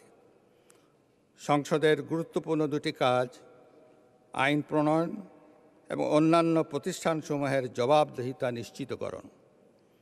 বিভিন্ন মন্ত্রণালয় সম্পর্কিত স্থায়ী কমিটিসমূহ গঠনমূলক ভূমিকা রাখার জন্য আমি সংসদ সদস্যদের প্রতি আহ্বান জানাচ্ছি, যাতে সরকারের স্বচ্ছতা ও জবাবদিহিতা নিশ্চিত করা সম্ভব হয়। স্বচ্ছতা, জবাবদিহিতা, পরম সহিষ্ণুতা, মানবাধিকার ও আইনের শাসন সুসংহতকরণ এবং জাতির অগ্রযাত্রায় স্বপ্ন ও আকাঙ্ক্ষার সফল বাস্তবায়নে সরকারি দলের পাশাপাশি বিরোধী দলকেও গঠনমূলক ভূমিকা পালন করতে হবে। রাজনৈতিক নীতি আদর্শ, মত পথের ভিন্নতা থাকবে, এটাই স্বাভাবিক, কিন্তু সংসদকে গণতন্ত্র ও উন্নয়নের কেন্দ্রবিন্দুতে পরিণত করার ক্ষেত্রে কোনো মতদ্বৈততা জনগণ প্রত্যাশা করে না। তাই সংসদকে আরও কার্যকর ও গতিশীল করতে সকলের প্রতি আমি আন্তরিক আহ্বান জানাচ্ছি। জনাব স্পিকার, করোনায় অতিমারির ক্ষয়ক্ষতি কাটিয়ে না উঠতেই শুরু হওয়া রাশিয়া ইউক্রেন যুদ্ধের কারণে পশ্চিমা দেশসমূহ এবং রাশিয়ার মধ্যে পাল্টাপাল্টি বিভিন্ন অবরোধ আরোপের ফলে খাদ্য, জ্বালানি সহ বিশ্বব্যাপী নিত্য প্রয়োজনীয় জিনিসপত্রের দাম অস্বাভাবিকভাবে বৃদ্ধি পেয়েছে, এটা সত্য। ফলে আমাদের দেশেও জিনিসপত্রের দামে আঁচ লেগেছে, যার প্রভাব জনজীবনে পড়েছে। সরকার বিভিন্ন জনজীবনের স্বাচ্ছন্দ্য নিশ্চিতকরণের চেষ্টা করছে। এ কার্যক্রমসমূহের মধ্যে উল্লেখযোগ্য হল ফ্যামিলি কার্ডের মাধ্যমে 1 কোটি স্বল্প আয়ের পরিবারের মধ্যে ভর্তুকি মূল্যে সয়াবিন তেল, মসুরের ডাল, চাল বিক্রয়। পাশাপাশি ওএমএস কর্মসূচিতে দরিদ্র ও নিম্ন আয়ভুক্ত মানুষের নিকট সাশ্রয়ী মূল্যে চাল ও আটা এবং তেল বিক্রয় করা হচ্ছে। নিত্য প্রয়োজনীয় পণ্যের মূল্য স্থিতিশীল রাখার জন্য নিয়মিত বাজার পরিবেক্ষণ করা হচ্ছে এবং বেশ কয়েকটি নিত্য প্রয়োজনীয় পণ্যের সর্বোচ্চ মূল্য নির্ধারণ করে দেওয়া হয়েছে। জনাব স্পিকার, 1.5 দশকে বাংলাদেশের অভূতপূর্ব উন্নয়ন সাধিত হয়েছে। বঙ্গবন্ধুর স্বপ্নের সোনার বাংলা গড়তে আমাদের আরও উন্নতি করতে হবে। ভবিষ্যতে অনেক কঠিন চ্যালেঞ্জের মোকাবেলা করতে হবে। এজন্য আমাদের সবসময় সতর্ক থাকতে হবে। ষড়যন্ত্র করে কেউ যাতে জনগণের অধিকার কেড়ে নিতে না পারে, সেদিকে সকলের সজাগ দৃষ্টি রাখার আহ্বান জানাচ্ছি। একই সঙ্গে কেউ যাতে আন্দোলনের নামে অরাজকতা সৃষ্টি করে মানুষের জান মাল ও জীবিকার ক্ষতি সাধন করতে না পারে সেদিকে সবাইকে সতর্ক থাকতে হবে। সকল গুজব ও অপপ্রচারের বিষয়ে নজরদারি বৃদ্ধি করে জনগণকে সম্পৃক্ত রেখে যথাযথভাবে তা মোকাবেলা করতে হবে। ভূ রাজনৈতিক অস্থিরতার কারণে বৈশ্বিক অর্থনীতিতে অনিশ্চয়তা বাড়ছে এবং এর পরিপ্রেক্ষিতে বিশ্বব্যাপী অর্থনৈতিক সংকট দেখা দিলে এর প্রভাব আমাদের উপর পড়বে, এটা স্বাভাবিক। এজন্য আমাদের প্রয়োজনীয় প্রস্তুতি থাকতে হবে। যে কোনো পরিস্থিতি মোকাবেলার জন্য কৃষি খাতের উৎপাদন ব্যবস্থা অব্যাহত রাখতে হবে। উচ্চমূল্য ফসল উৎপাদনে গুরুত্ব দিয়ে রপ্তানি নিশ্চিত করার জন্য উন্নত কৃষি প্রযুক্তির ব্যবহারের বৃদ্ধি করতে হবে। কৃষিপণ্য সংরক্ষণাগার এবং কৃষি প্রক্রিয়াজাত শিল্প গড়ে তুলতে হবে। বাংলাদেশের পণ্যসমূহ রপ্তানি বাজারে যাতে শুল্কমুক্ত সুবিধা পায় সে লক্ষ্যে দ্বিপাক্ষিক ও আঞ্চলিক বাণিজ্য বিনিয়োগ সংক্রান্ত চুক্তি স্বাক্ষর ও কার্যকর ব্যবস্থা গ্রহণ প্রয়োজন। জ্বালানি নিরাপত্তা নিশ্চিতের লক্ষ্যে গভীর সমুদ্রে গ্যাস ও তেল অনুসন্ধান কার্যক্রম জোরদার করতে হবে। দক্ষ মানব সম্পদ তৈরির পাশাপাশি নতুন নতুন শ্রম বাজারের অনুসন্ধান করতে হবে যাতে দক্ষ শ্রমিক শক্তি রপ্তানি সম্ভব হয়। আর্থিক খাতের সংস্কার এবং দুর্নীতির বিরুদ্ধে প্রয়োজনীয় ও কঠোর পদক্ষেপ নিতে হবে। জনাব স্পিকার, লক্ষ প্রাণের বিনিময়ে আমরা পেয়েছি একটি স্বাধীন ও সার্বভৌম দেশ।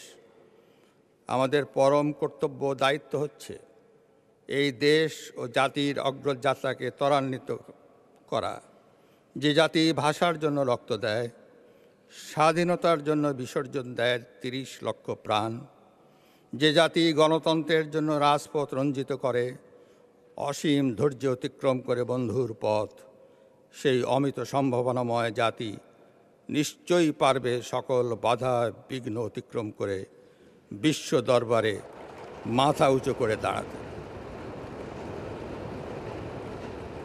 আমি আশা করি সকলের সম্মিলিত প্রচেষ্টায় আমরা গড়ে তুলতে পারব বঙ্গবন্ধুর স্বপ্নের বাংলাদেশ, সোনার বাংলা। এই মহান সংসদে আমি আমার একটি অনুভূতি ব্যক্ত করে আমার বক্তব্য শেষ করব।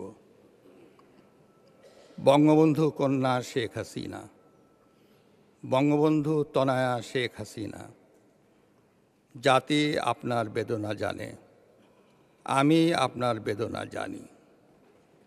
আপনার প্রত্যাবর্তন আজও শেষ হয়নি। বঙ্গবন্ধুর স্বপ্নের সিঁড়িতে আপনি পা রেখেছেন মাত্র। পাড়ি দিতে হবে দুর্গমগিরি, কান্তার মরু পথ। জয় বাংলা, জয় বঙ্গবন্ধু, বাংলাদেশ চিরজীবী হোক।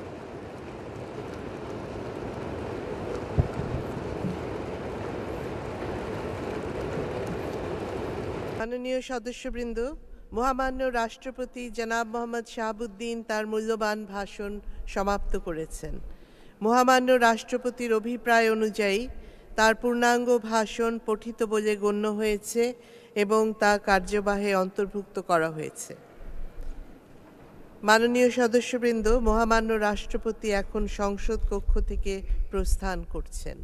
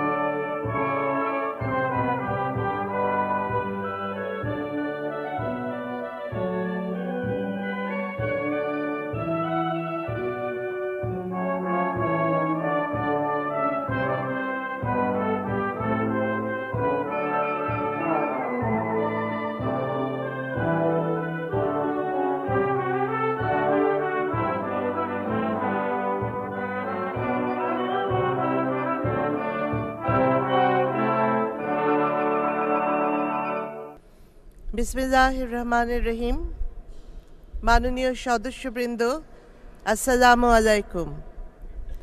শীতের এই প্রসন্ন বিকেলে দ্বাদশ জাতীয় সংসদের প্রথম অধিবেশনে আমি আপনাদের সকল মাননীয় সংসদ সদস্যবৃন্দকে আন্তরিক স্বাগত জানাচ্ছি।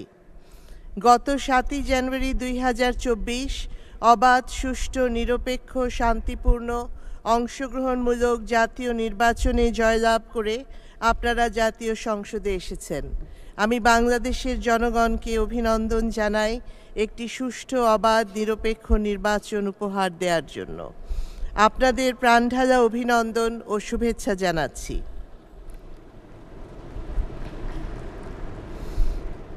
বাংলাদেশের গণতন্ত্রের অগ্রযাত্রায় দ্বাদশ জাতীয় সংসদ যুক্ত করেছে এক নব অধ্যায়।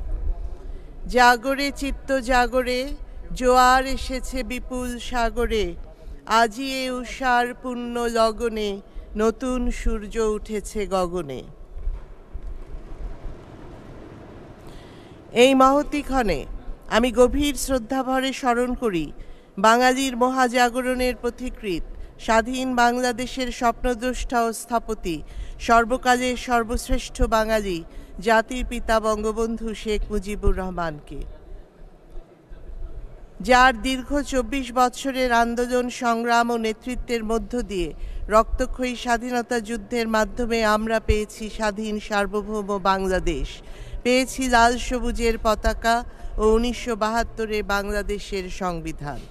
4 নভেম্বর 1972 গণপরিষদে সংবিধান প্রণয়নের ভাষণে জাতির পিতা বঙ্গবন্ধু শেখ মুজিবুর রহমান বলেছিলেন, কোট, জনাব স্পিকার সাহেব, আজই 7 কোটি বাঙালি তাদের শাসনতন্ত্র পেতে যাচ্ছে।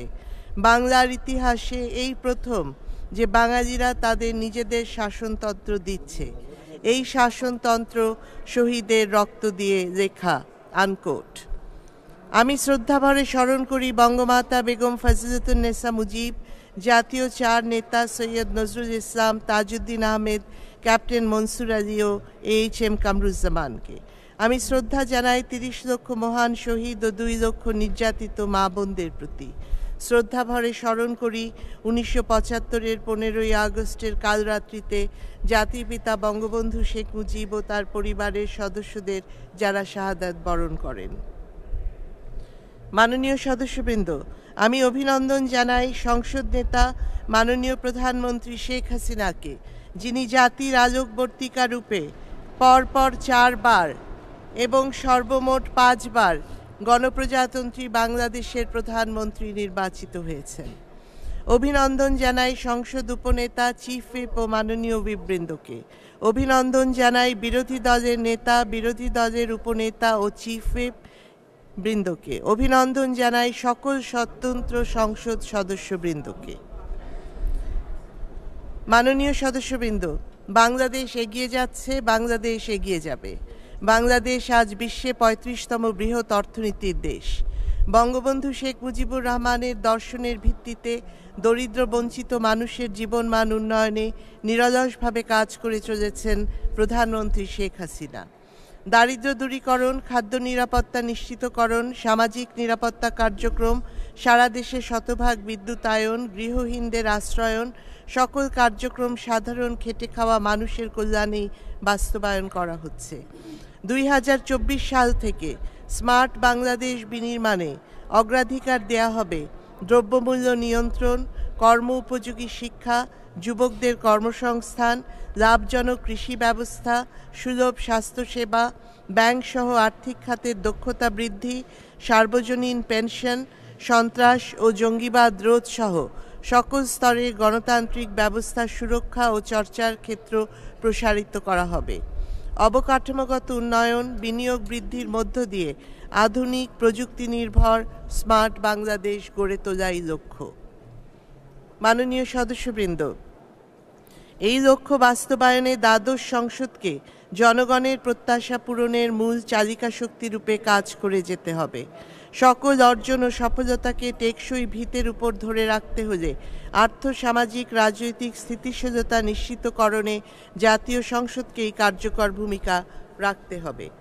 সংসদকে কার্যকর করার ক্ষেত্রে সংসদ সদস্যবৃন্দকে গঠনমূলক ভূমিকা পালন করতে হবে। মাননীয় প্রধানমন্ত্রী শেখ হাসিনার একটি বাণী এক্ষেত্রে উল্লেখযোগ্য।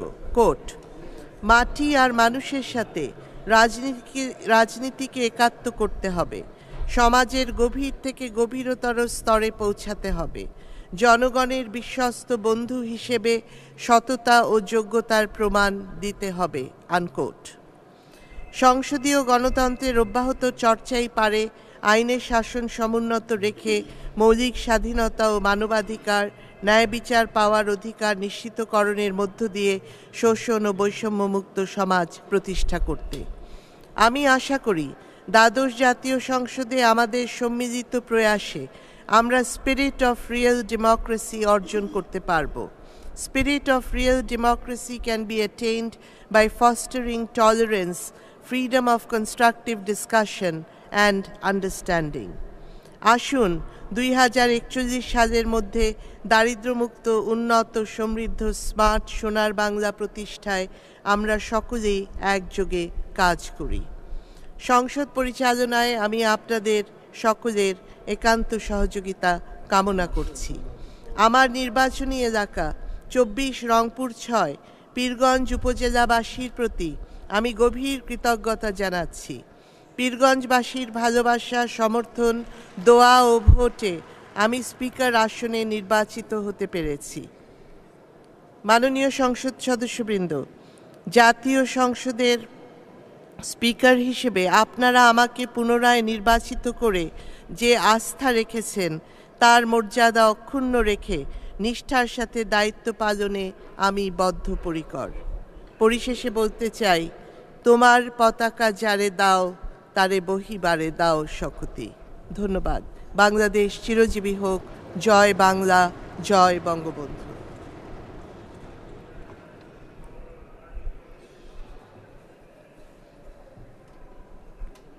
আমি এখন মাননীয় মন্ত্রী ডাক্তার দীপুমণি চাঁদপুর 3কে তার বক্তব্য রাখার আহ্বান জানাচ্ছি।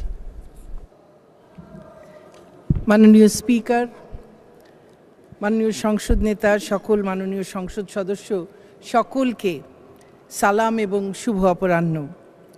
বাংলাদেশের জাতীয় সংসদের মাননীয় স্পিকার হিসেবে ঐতিহাসিক তৃতীয়বারের মতো নির্বাচিত হওয়ায় সংসদের সকল সদস্যদের পক্ষ থেকে এবং আমার ব্যক্তিগত পক্ষ থেকে প্রাণঢালা অভিনন্দন জানাই।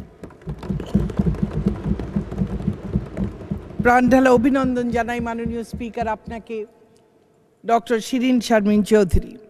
ডক্টর শিরিন শারমিন চৌধুরী শিক্ষা জীবনে মেধাবী শিক্ষার্থী, পেশা জীবনে দক্ষ আইনজীবী, এ সংসদের প্রাজ্ঞ স্পিকার হিসেবে দায়িত্ব পালন করেছেন। তিনি একজন সফল মানুষ।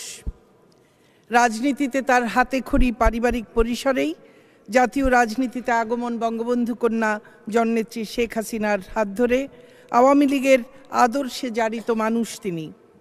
রাজনীতি, শিক্ষা, জনপ্রশাসন ও জনসেবার ঐতিহ্যমণ্ডিত একটি পরিবারের সন্তান তিনি। মাননীয় স্পিকার হিসেবে তিনি প্রজ্ঞা, দক্ষতা, প্রত্যুৎপন্নমতিত্ব, নিরপেক্ষতা, সাহসিকতা এবং রসবোধের ইতোমধ্যেই স্বাক্ষর রেখেছেন। বাংলাদেশে বঙ্গবন্ধু কন্যা শেখ হাসিনার নেতৃত্বে নারীর যে জয়যাত্রা, সে জয়যাত্রায় তিনি এক উজ্জ্বল নক্ষত্র। আমি তাকে প্রাণঢালা অভিনন্দন জানাবার পাশাপাশি তার সুস্বাস্থ্য, দীর্ঘায়ু, তার উত্তরোত্তর সাফল্য এবং সর্বাঙ্গীন মঙ্গল কামনা করি। আপনাকে ধন্যবাদ মাননীয় স্পিকার। জয় বাংলা, জয় বঙ্গবন্ধু। ধন্যবাদ মাননীয় মন্ত্রী।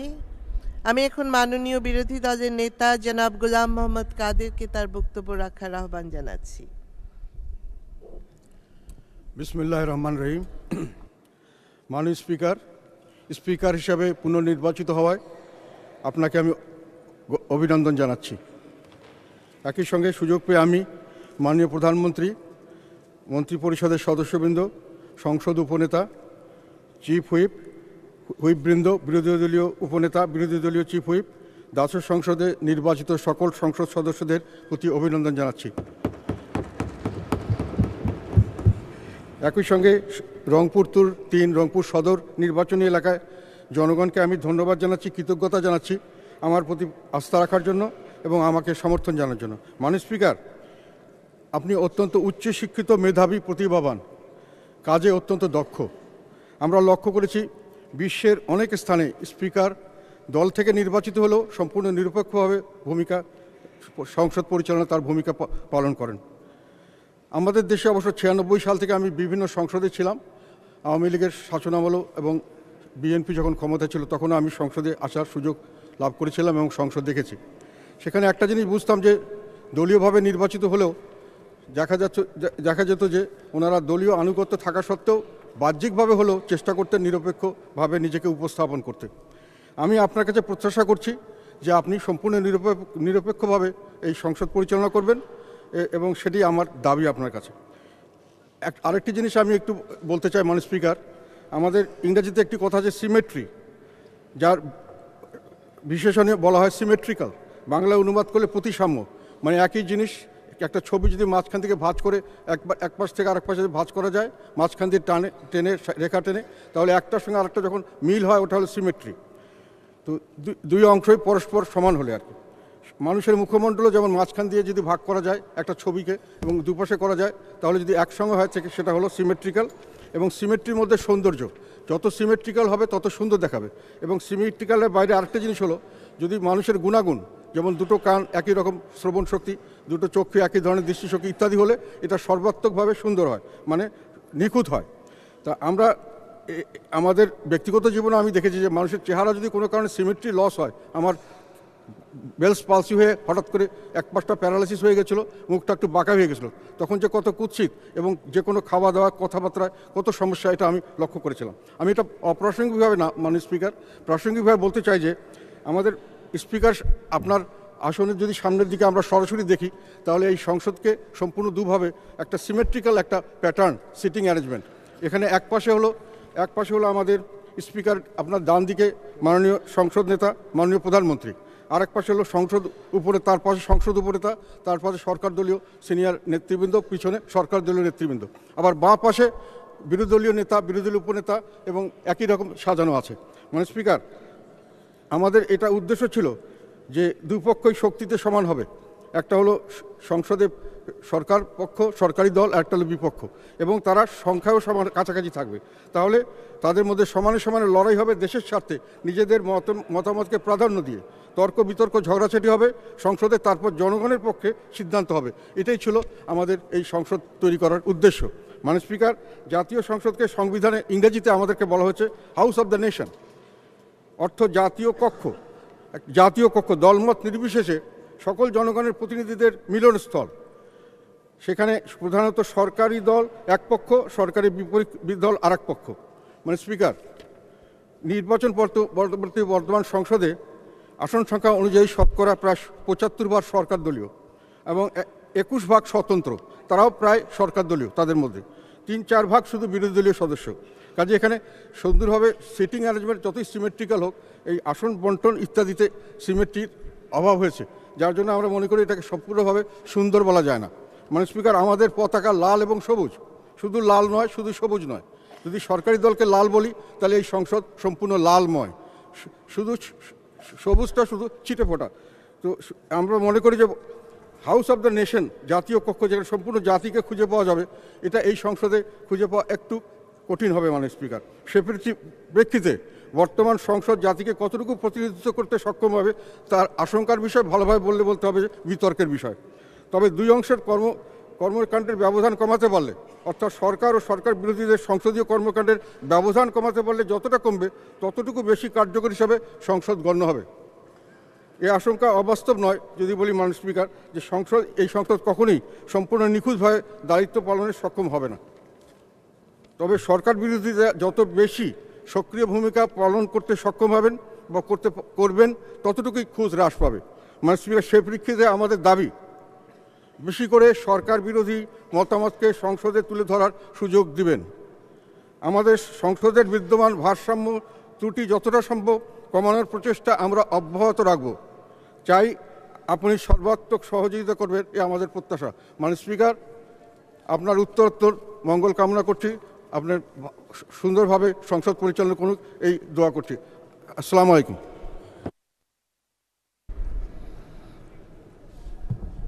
জি,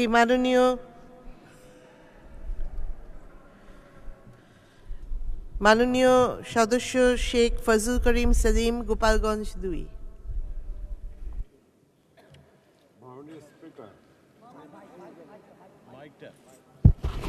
মাননীয় স্পিকার, আপনি ডক্টর শিরিন শারমিন চৌধুরী 4 বার এই পার্লামেন্টে স্পিকার দায়িত্ব পালন করেছেন এবং দক্ষতার সাথে সে দায়িত্ব আপনি পালন করেছেন, সেই জন্য আপনাকে আমি আন্তরিক ধন্যবাদ ও অভিনন্দন জানাই। সাথে সাথে মাননীয় প্রধানমন্ত্রীকে আপনার মতন একটা যোগ্য লোককে স্পিকার পদে প্রতিষ্ঠিত করছেন, সেজন্য তাকেও আমি ধন্যবাদ জানাই। তিনি বাংলাদেশের প্রথম মহিলা স্পিকার, আর কোনো মহিলা স্পিকার এ পর্যন্ত হয় নাই, আপনি 4 বার হয়েছে। 2013 সালে 30 এপ্রিল 9ম জাতীয় সংসদে স্পিকার আপনি নির্বাচিত হন। 10ম জাতীয় সংসদে 24 রংপুর 6 আসন নির্বাচিত সংসদ সদস্য হয়ে 29 জানুয়ারি 2014 সালে আপনি 10ম জাতীয় সংসদ, একাদশ ও দ্বাদশ জাতীয় সংসদের স্পিকার নির্বাচিত হয়েছেন। 2009 থেকে 2013 মহিলা ও শিশু বিষয়ক মন্ত্রণালয়ে আপনি দায়িত্ব পালন করেন অত্যন্ত দক্ষতার সাথে। আপনি 2014 সালের 9 সেপ্টেম্বর 3 বছরের জন্য কমনওয়েলথ পার্লামেন্ট অ্যাসোসিয়েশনে সিপিএর চেয়ারপারসন নির্বাচিত হন এবং দক্ষতার সাথে এবং সুনামের সাথে আপনি দায়িত্ব পালন করেন। ডক্টর শিরিন শারমিন এমন একজন মহিলা, তিনি এসএসসিতে প্রথম স্থান অধিকার করেন, এইচএসসিতে প্রথম স্থান অধিকার করেন এবং দ্বিতীয় স্থানটাকে ষড়যন্ত্র করে নেওয়া হয়। ঢাকা বিশ্ববিদ্যালয় আইন অনুষদ থেকে প্রথম শ্রেণীতে আপনি প্রথম স্থান অধিকার করেন। জীবনে আপনি কখনো দ্বিতীয় কোথাও পদে লেখাপড়া করেন নাই। 1958 সালে এলএলবি অনার্স এবং 1989 সালে এলএলবি অনার্স এবং 1900 সালে এলএলবি ডিগ্রি অর্জন করেন। সাংবিধানিক আইনের বিষয়ে পিএইচডি আপনি অর্জন করেন। সুপ্রিম কোর্টের একজন আইনজীবী হিসেবে সংবিধানের বিষয়ে বিভিন্ন মামলায় আপনি পরিচালনা করেন। আপনার পিতা রফিকুল্লাহ চৌধুরী বঙ্গবন্ধু রাজদূতের একজন সৈনিক ছিলেন। বঙ্গবন্ধু, আপনার মা ছিলেন একজন টিচার, নাইয়ার সুলতানা। আপনার প্রিন্সিপাল ছিলেন, আপনি তার জ্যেষ্ঠ কন্যা। রফিকুল্লাহ চৌধুরী ছাত্র জীবন থেকে বঙ্গ আদর্শের একজন সৈনিক ছিলেন। 1958 সালে আইয়ুব খান মার্শাল ল যখন দেন, তখন তিনি ছাত্রলীগের সভাপতি প্রেসিডেন্ট ছিলেন এবং আইয়ুব খান সকল রাজনৈতিক কর্মকাণ্ড বন্ধ করে দেয়, তাই তিনি রাজনীতি করতে পারেন নাই। কিন্তু তার মনে সে বঙ্গবন্ধুর আদর্শ তিনি বহন করেন এবং যখন বঙ্গবন্ধুকে 58 সালে মার্শাল লর পর বঙ্গবন্ধুকেও গ্রেপ্তার করা হয়, তখন রফিকুল্লাহ চৌধুরী চাকরিতে যান। বঙ্গবন্ধু বাঙালি জাতির মুক্তি সনদ 6 দফা যখন দেন, তখন বিভিন্ন স্থানে জনমত গড়ার জন্য যখন বক্তৃতা দেন, তখন তাকে বঙ্গবন্ধুকে গ্রেপ্তার করা হয়। বারবার গ্রেপ্তার করে, বারবার দাঁড়ায়। রফিকুল্লাহ চৌধুরী তখন ম্যাজিস্ট্রেট হিসাবে সিলেটে বক্তৃতা দিয়ে বঙ্গবন্ধুকে যখন গ্রেপ্তার করে, তখন তাকে জামিন দেন। দেশ স্বাধীন হওয়ার পর রফিকুল্লাহ চৌধুরী বঙ্গবন্ধুর পিএস হিসেবে দায়িত্ব পালন করেন এবং শুধু দায়িত্ব পালন করেন না, বঙ্গবন্ধু স্বপ্নে সোনার বাংলা গড়ার জন্য দূর কাছে, তারপর তিনি অসুস্থ হন। আমি 80 সাল থেকে এই পার্লামেন্টে আসি। আমার এই সময়ে বহু নয় পার্লামেন্টে আসছি। এই পার্লামেন্টে আমি বহু স্পিকার, সেই আপনার বিএনপির আমলে এটা জিয়াউর রহমান, হাফিজ সাহেব থেকে আরম্ভ করে আমি এর ভিতরে আমার বন্ধু এরা সেই সময় ছিলেন। সেখানে হাফিজ সাহেবের সাথে আর শাহজিজ সাহেবের ঝগড়া হতো, আমাদের আর ঝগড়া করতে হতো না। আর সংসদটা ছিল একটা মানে যে কী আর বলবো। যাই হোক, আপনার তখন থেকে আমি আসি, যে কয়জন স্পিকার অত্যন্ত দক্ষতা ও মেধার সাথে দায়িত্ব পালন করেছেন, তার মধ্যে আপনি একজন।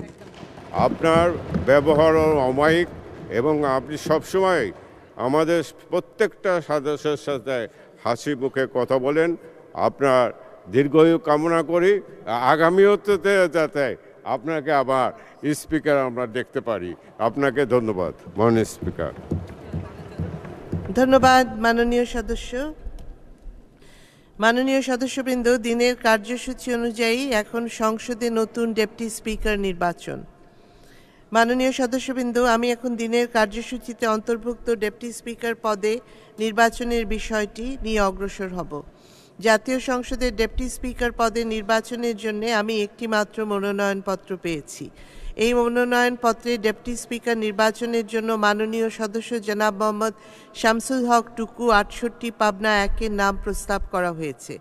প্রস্তাবটি করেছেন মাননীয় সদস্য ক্যাপ্টেন অবসরপ্রাপ্ত এবি তাজুল ইসলাম, ২৪৮ ব্রাহ্মণবাড়িয়া ৬, এবং এই প্রস্তাবটি সমর্থন করেছেন মাননীয় সদস্য জনাব মোহাম্মদ মকবুল হোসেন, ৭০ পাবনা ৩। মাননীয় সদস্য জনাব মোহাম্মদ শামসুল হক টুকু জানিয়েছেন যে তিনি নির্বাচিত হলে জাতীয় সংসদের ডেপুটি স্পিকার হিসেবে দায়িত্ব পালন করতে সম্মত রয়েছেন। আমি প্রস্তাবটি উত্থাপনের জন্য মাননীয় সদস্য ক্যাপ্টেন অবসরপ্রাপ্ত এবি তাজুল ইসলাম, ২৪৮ ব্রাহ্মণবাড়িয়া ৬-কে আহ্বান জানাচ্ছি।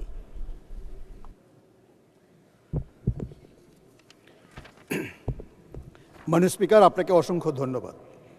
আমি ক্যাপ্টেন অবসরপ্রাপ্ত এবি তাজুল ইসলাম, সংসদ সদস্য ২৪৮ ব্রাহ্মণবাড়িয়া ৬, এত দ্বারা নোটিশ দিচ্ছি যে নিম্নলিখিত প্রস্তাবটি আমি সংসদে উত্থাপন করিতে চাই। প্রস্তাব: এই সংসদ নির্বাচনী এলাকা ৬৮ পাবনা ১ হইতে নির্বাচিত সদস্য জনাব মোহাম্মদ শামসুল হক টুকুকে বাংলাদেশ জাতীয় সংসদের ডেপুটি স্পিকার পদে নির্বাচন করিতেছে।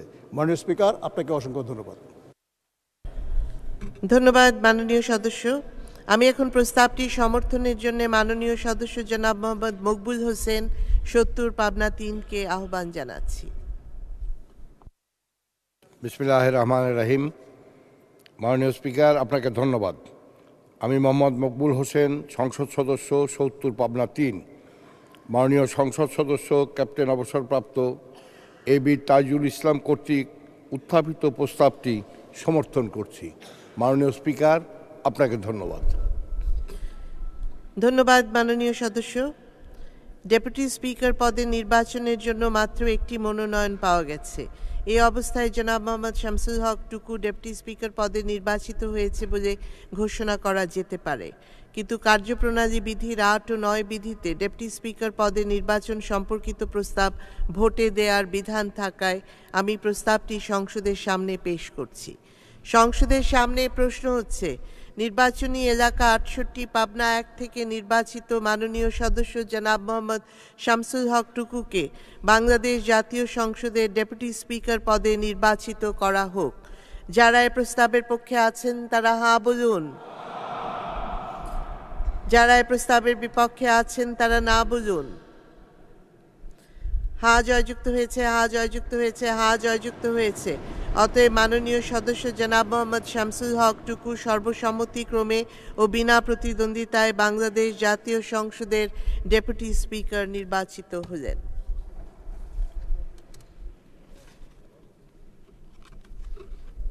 মাননীয় সদস্যবৃন্দ, দিনের কার্যসূচি অনুযায়ী এখন সভাপতি মণ্ডলীর মনোনয়ন। কার্যপ্রণালী বিধির ১২(১) বিধি অনুযায়ী আমি দ্বাদশ জাতীয় সংসদের প্রথম অধিবেশনের জন্য মনোনীত সভাপতি মণ্ডলীর নাম অগ্রবর্তীতা অনুসারে ঘোষণা করছি। এক, ক্যাপ্টেন অবসরপ্রাপ্ত এবি তাজুল ইসলাম 248 ব্রাহ্মণবাড়িয়া 6, জনাব মোহাম্মদ শাহাবুদ্দিন 235 মৌলভীবাজার 1, জনাব আফম রুহুল হক 107 সাতক্ষীরা 3, জনাব হাফিজউদ্দিন আহমেদ 5 ঠাকুরগাঁও 3, উম্মে কুলসুম স্মৃতি 31 গাইবান্ধা 3। স্পিকার ও ডেপুটি স্পিকারের অনুপস্থিতিতে বৈঠকে উপস্থিত সভাপতিমণ্ডলীর মধ্যে তালিকায় যার নাম শীর্ষে থাকবে তিনি স্পিকারের আসন গ্রহণ করবেন।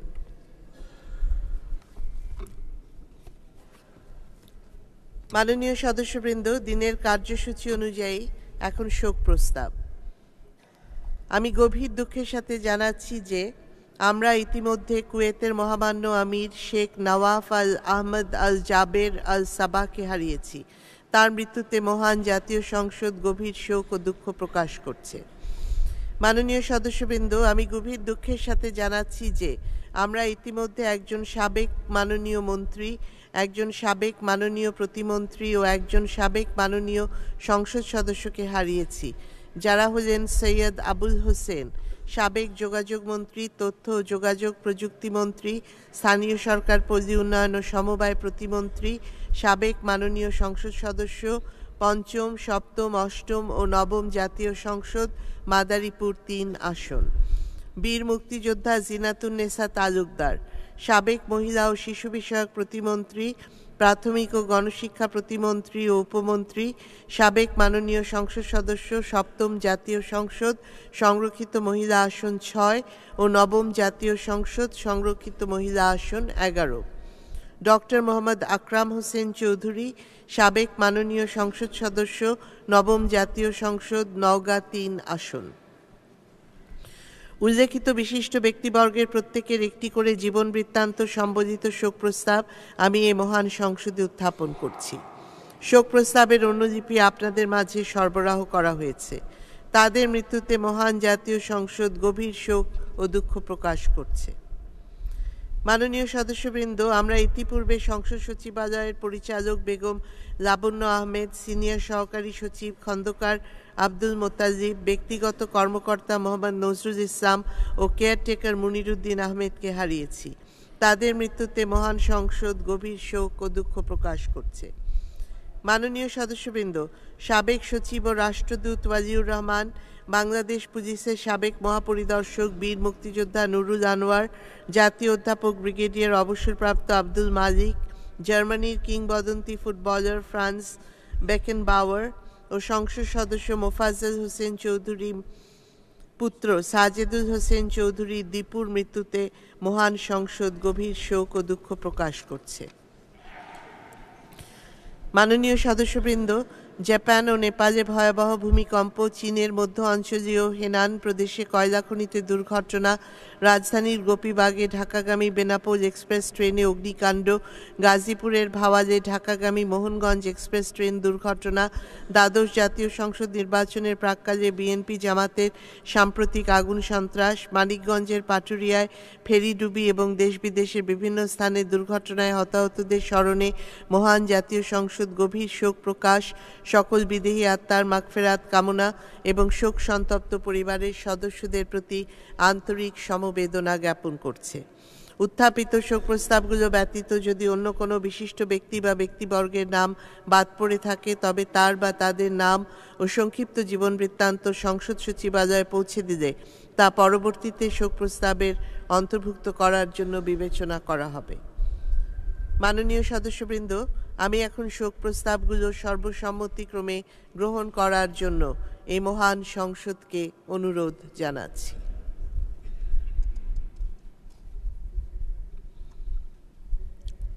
সংসদে উত্থাপিত শোক প্রস্তাবগুলো সর্বসম্মতিক্রমে গৃহীত হলো।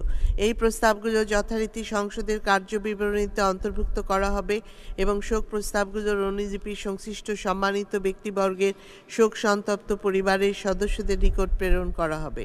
এখন আমরা তাদের বিদেহী আত্মার প্রতি শ্রদ্ধা প্রদর্শন করার জন্য নিজ নিজ আসনে দাঁড়িয়ে 1 মিনিট নীরবতা পালন শেষে মোনাজাত করব। মোনাজাত পরিচালনার জন্য আমি মাননীয় সদস্য জনাব মোহাম্মদ হুসামউদ্দিন চৌধুরী, সিলেট 5কে অনুরোধ জানাচ্ছি।